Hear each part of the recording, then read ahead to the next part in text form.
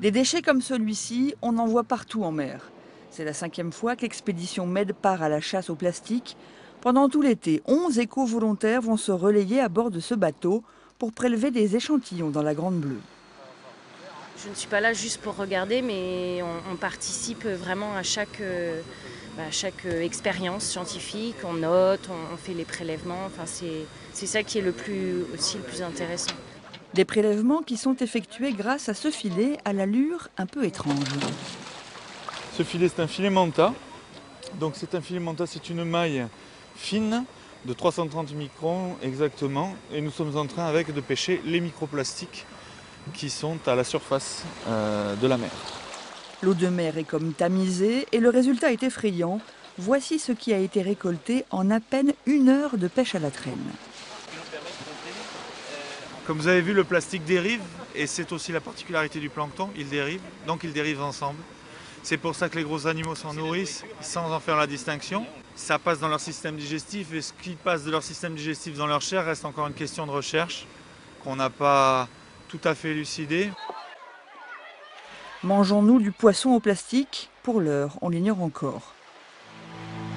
Le but de cette expédition est d'abord de dresser un état des lieux, une mission peu aisée car dans cette mer presque fermée, les déchets semblent être très dispersés et difficiles à comptabiliser. C'est pourquoi cette année, l'équipage va aller demander de l'aide à tous nos voisins méditerranéens.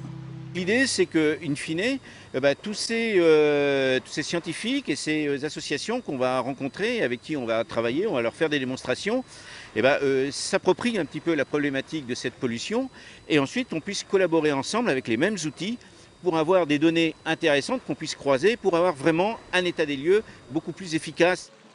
Mais il faut aussi lutter en amont contre le fléau. Auteur d'un rapport sur la pollution de la Méditerranée, Roland Courteau se réjouit d'avoir été entendu. L'une de ses propositions devrait être adoptée en janvier 2016. Dans le projet de loi sur la biodiversité, des mesures figureront visant à interdire l'utilisation des sacs plastiques, j'allais dire à usage unique. Ces fameux sacs plastiques de caisse que l'on utilise quelques minutes et qui mettent des centaines d'années ensuite à disparaître.